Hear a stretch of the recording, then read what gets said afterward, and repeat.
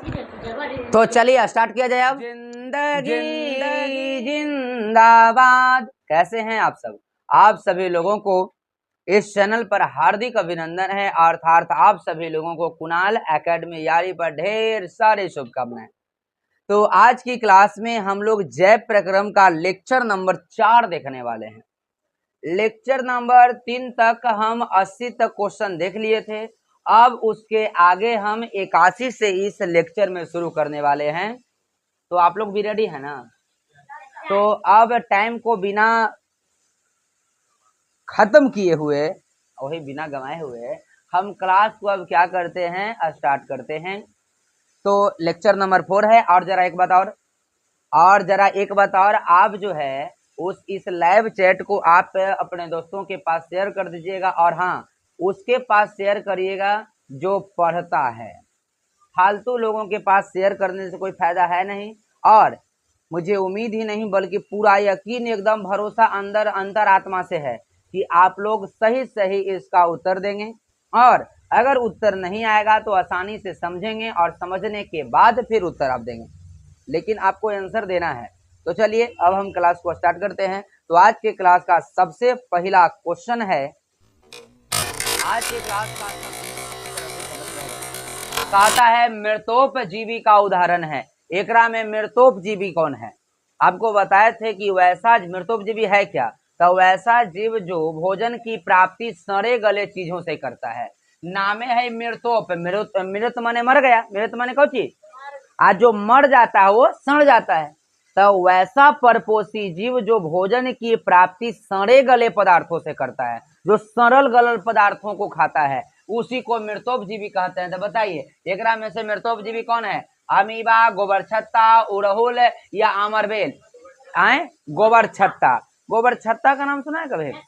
अरे अति छाता जिसको कहते हैं, छतवा जी, मशरूम जिसको कहते हैं, बढ़िया भाषा में हम लोग खाते हैं मशरूम सब्जी, लेकिन बड़ा मस्त हो। तो नहीं खेलिए?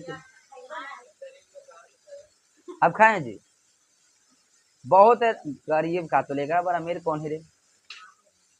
अगला नंबर क्वेश्चन है, इस किस वर्ग का एक कोशिकीय जीव है? बताइए। शैवाल का, कवक का, जीवाणु का, इनमें से कोई नहीं? बताइए। बोले ए, बी, सी के डी? बी। बहुत अच्छा। अगला नंबर, दही के जमने में निम्नलिखित में से कौन क्रिया होती है? दही को जमाने में कौन मदद करता है? ये वाला तो कई बार बताया आपको कि दही को जमने में सबसे मदद ज्यादा कौन करता है। क्वेश्चन कहा कि दही के जमने में निम्नलिखित में से निम्नलिखित कौन सी क्रिया होती है? क्वेश्चन है दही के जमने में निम्नलिखित कौन सी क्रिया होती है? तो दही को जमने में से किन्वन उत्तरदायी होता है? क्या किन्वन? ये आपको कई बार बताएं भी हम, तो ऑप्शन नंबर हो जाएगा सी हमारा। कौन अंतःस्रावी और बाह्यस्रावी ग्रंथि जैसा कार्य नहीं करता है? अंतःस्रावी बाह्यस्रावी जैसा कार्य कौन नहीं करता है?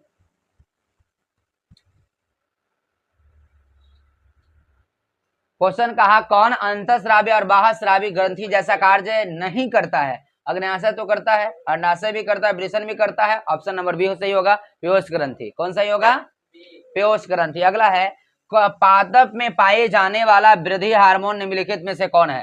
पादप में पाए जाने वाला निम्नलिखित में से कौन हार्मोन है? तो पादप में देखिए कौन है, जिब्रेलिन है, दूसरा एड्रेनेलिन है, तीसरा इंसुलिन है, चौथा थायरोक्सिन है, gibberellin. Option number A, B, C की डी? ए। चलिए अगला याद रखिएगा, पादप में पाए जाने वाला हार्मोन कौन है? तो कौन है? पादप में पाए जाने वाला वृद्धि हार्मोन कौन है? तो याद रखना जिब्रेलिन। जिब्रेलिन एक पादप वृद्धि हार्मोन है। कैसा हार्मोन है? पादप वृद्धि हार्मोन है। अगला कहा हुआ, प्रकाश संश्लेषण द्वारा किसकी प्राप्ति होती है? तो प्रकाश संश्लेषण के द्वारा कौन नहीं जानता? ग्लूकोज की प्राप्ति होती है। बोले ए, बी, सी के डी? सी। अगला नंबर क्वेश्चन है, वह कौन सा प्रक्रम है जिसके द्वारा शरीर में ऊर्जा का उत्पादन होता है? वह कौन सा प्रक्रम है जिसके द्वारा ऊर्जा का उत्पादन होता है? तो ऊर्जा का उत्पादन श्वसन के द्वारा होता है। बताइए क्रम में कौन है? ए, बी, सी के डी? ए। बहुत अच्छा, ऑप्शन नंबर ए सही है। अगला, मानव आहार नाल। आहार नाल का एक और नाम याद रखिएगा, अधर नाल। आज बता रहे हैं आहार नाल का एक और नाम अधर नाल है। आहार नाल का दूसरा नाम क्या है? अधर नाल। कौन सा नाल? अधर नाल। कौन सा नाल बुआ? तो आहार नाल का दूसरा नाम है अधर नाल। और कहता है मानव आहार नाल का सबसे लंबा भाग। तो मानव आहार नाल का मानव आहार नाल का सबसे लंबा भाग छोटी आंत होता है। कौन होता है? बोलिए ए बी सी की डी? सी। बहुत अच्छा। अगला क्वेश्चन कहा बुआ? अगला क्वेश्चन कहा निम्नलिखित में से किसे कोशिका का ऊर्जा मुद्रा के रूप में जाना जाता है? तो आपको बताए हैं कि ऊर्जा का मुद्रा एटीपी को कहा जाता है। ऊर्जा का मुद्रा किसे कहा जाता है? एटीपी का पूरा नाम आपको बताए थे हम, एडिनोसिन ट्राइफॉस्फेट होता है। क्या होता है? यह एक ऊर्जा को मापने का माध्यम होता है। ऊर्जा को एटीपी में मापते हैं। किसमें मापते हैं? एटीपी में ऊर्जा को मापा जाता है। तो बोलिए ऑप्शन नंबर कौन सही हो जाएगा? बी सही हो जाएगा। अगला नंबर पतियों। पतियों माने उपत्ति, हस्बैंड वाला ना, पत्ती।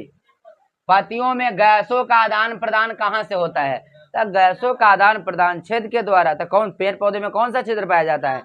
छिद्र को ही क्या बोलते हैं? रंध्र। पेड़ पौधे की पत्तियों में जो छिद्र पाया जाता है उसको क्या बोला जाता है? रंध्र बोला जाता है। तो गैसों का आदान प्रदान रंध्र के द्वारा होगा।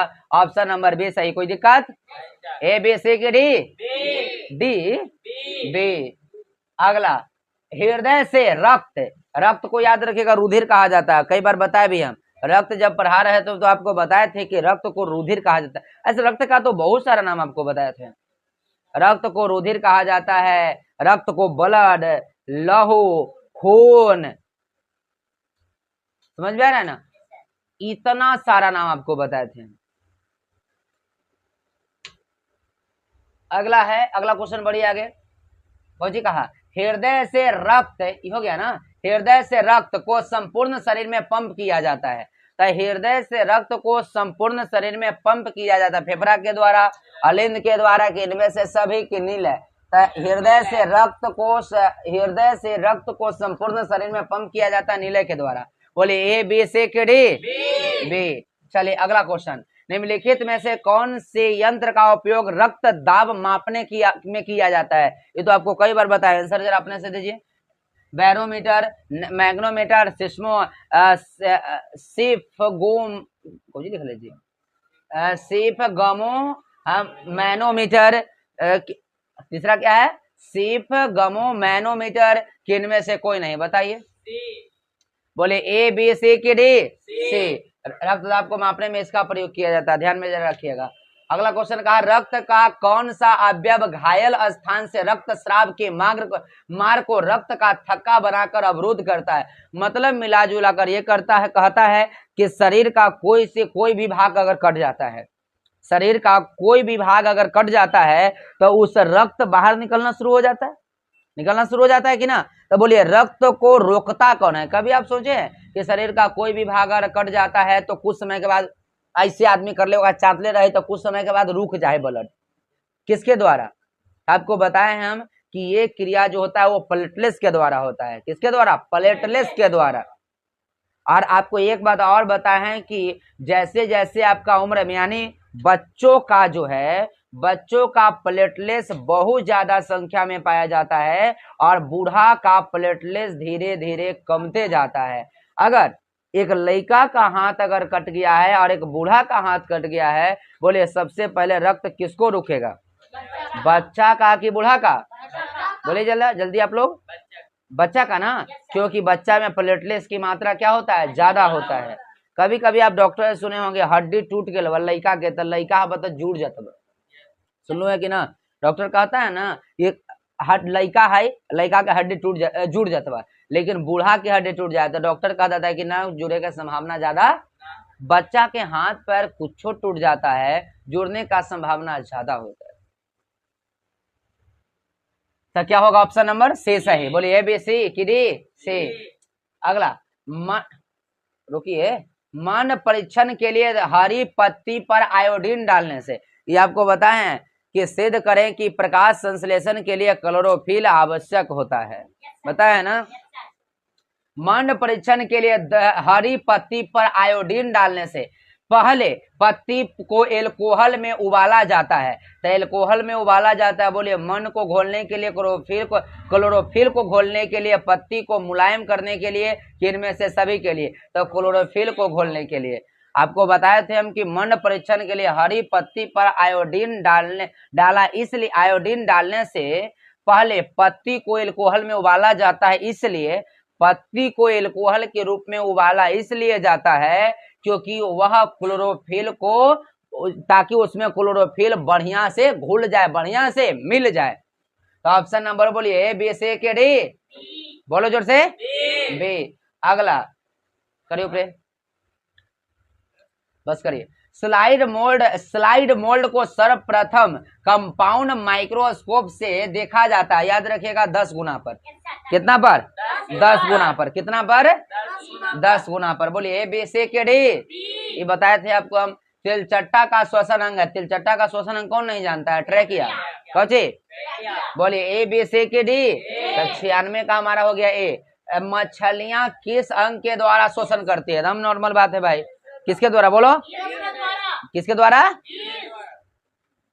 अरे तो नहीं खा के वो क्या हिले है कि ना, जोर से बोलो ताकि लगे कि एनर्जी फुल। हम दिन भर कल काम किए हैं, बेचारा तीनों काम किया है, हाँ एकदम। लेकिन सबसे ज्यादा तो हमरा से ज्यादा वो गोरखा, और गोरखा से ज्यादा करिका कही के नाम रोशन बाबू, रोशन नाम है आपका ना? हाँ हाँ। लेकिन आज अगर मूड एकदम ऑफ होल है, काहे जी? कोई धोखा का दे दी जी, वही बात है। कौन रे? तोरा कौन गोली मार देते? इतना हिम्मत केकरो है? का जी? ये अपने रंगदार बेचारा है का रोशन?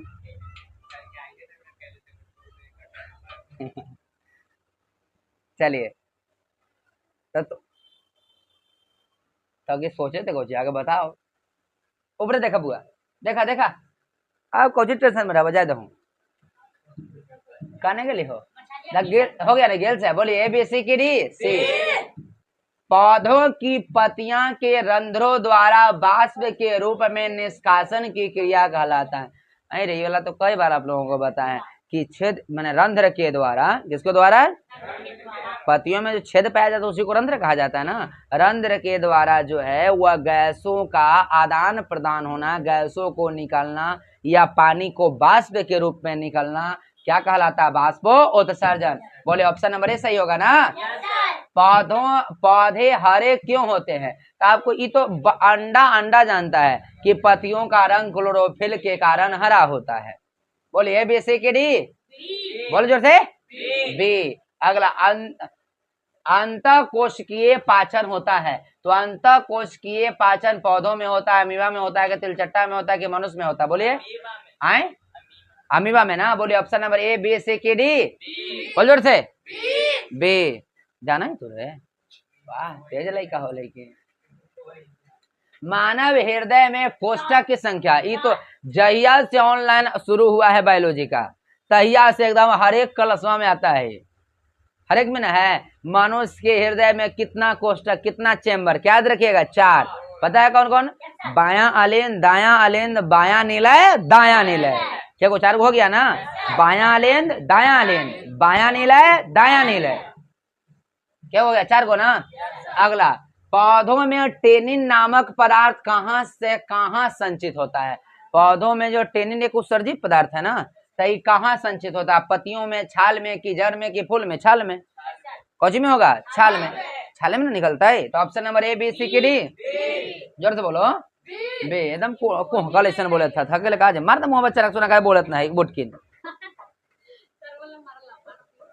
ए जी आप लोग जरा लाइव क्लास को शेयर कर दीजिए, जरा शेयर कर दीजिए ताकि एकदम हिम्मत। लाइक आप लोग देते नहीं है, लाइक जरा दीजिए। अब कई एक आध बच्चा सवाल कर रहा था कि सर ऑफलाइन क्लास आपका कहाँ में है? तो बउआ अभी आने से कोई फायदा नहीं है। अब 10वां क्लास का जो है लगभग सिलेबस एंड हो गया है। अगर इतना आने का शौक है तो आप एकदम नवंबर महीना से हमरा भी आइएगा। 12-13 नवंबर बता देंगे, उस समय पूछिएगा। 12-13 नवंबर से आप मेरे पास आइएगा। उस दिन मेरे यहाँ रिवीजन क्लास चलता है, बैठ करके रिवीजन कर लीजिएगा। अभी आपको क्लास में एंट्री करे से 10वां क्लास के ऑफलाइन में कोई फायदा नहीं है, क्योंकि लगभग सिलेबस खत्म हो रहे। नवंबर तक हम पूरा सिलेबस को एंड कर देंगे, क्योंकि मेरे यहाँ क्रैश कोर्स का सिस्टम नहीं है, पूरा एकदम डीपली पढ़ाया जाता है। तो नवंबर तक पूरा डीपली क्लास खत्म हो जाएगा। अगर पूछना है आना बेकार है, आपको आना है तो नवंबर से आना होगा। नवंबर से आइए, बढ़िया से रिवीजन खाली क्लास चलेगा, जितना पढ़ाया हुआ है सब पर बोर्ड पर निकाल करके पूरा का रिवीजन याद करवाएंगे बढ़िया से। एक दिन में इतना चैप्टर क्लियर, एकदम टॉपर का सपना, एकदम टॉपर का सपना हो जाना है भाई। प्रयास करना, प्रयास का पूरा कोशिश दम लगा देना है टॉपर करने के लिए, टॉपर बनवाने के लिए। आप लोग बढ़िया से पढ़िए। अब क्या सुविधा चाहिए, अब ऑफलाइन ऑनलाइन दोनों का तो सुविधा मिल रहा है। अब बढ़िया से ऑब्जेक्टिव सारा, अभी मत समझो कि ये बायोलॉजी का जैव प्रक्रम खत्म हो जाता है अगला बार फिर जैव प्रक्रम से ऑब्जेक्टिव नहीं आएगा, ना आएगा। ये हम पूरा एक बार बायोलॉजी का ऑब्जेक्टिव खत्म कर देंगे। अगर हमको लगेगा कि नहीं एक्स्ट्रा क्वेश्चन भी आपको पूछता है तो उस क्वेश्चन को भी करवाने का हम काम करेंगे। ये मत समझो कि जैव प्रक्रम ई वाला खत्म हो गया सर तो अगला चैप्टर पूरा बायोलॉजी खत्म हो जाएगा, तो फिर बायोलॉजी का ऑब्जेक्टिव होवे नहीं करेगा, होगा भाई। अगला क्वेश्चन पर आइए, समझ गए ना? आगे थोड़ा सा बचेगा तो बोलिएगा, ठीक ना? अगला क्वेश्चन कहाँ के बुआ, कौन वाला हो लीजिए, ख्याल हो गए ना? कोशिकांग, कोशिकांग का दूसरा नाम क्या है? क्लोरोप्लास्ट। तो कहा था कोशिकांग यानी क्लोरोप्लास्ट किस रंग के होते हैं? तो ये किस रंग के होते हैं कोशिकांग? तो कैसा, बोलिए, पीला, हरा, लाल कि नीला? हरा। ए बी सी के डी। रुधिर का कौन सा अवयव रक्त स्राव को रोकने में मदद करता है? तो अभी बताया जी, यानी रक्त का कौन सा भाग है जो रक्त स्राव माने जब रक्त स्राव माने रक्त जब निकलते रहता है, रक्त का कौन ऐसा भाग है जो रक्त निकलते रहता है उसको भी रोक देता है? बोलिए, प्लेटलेस। कौन? प्लेटलेस। बोलिए, ए बी सी के डी सी। बहुत अच्छा, बोलिए आप लोग जी। ब्रेक की रचनात्मक एवं क्रियात्मक इकाई को नेफ्रॉन कहते हैं। क्या बोलते हैं? नेफ्रॉन कहते हैं। तो चलिए आज हम इतना ही रह देते हैं, खत्म होने पर है ना, खत्म हो गया। तो चलिए आज के लिए हम इतना ही रह देते हैं, क्योंकि लंबा क्लास हो जाता है तो ठीक नहीं लगता है। तो अब मिलते हैं हम अगले क्लास में, तब तक के लिए एक बार फिर से बोलिए, जिंदगी जिंदाबाद। ठीक है, आप सभी लोगों को शुभ रात्रि, बाय बाय।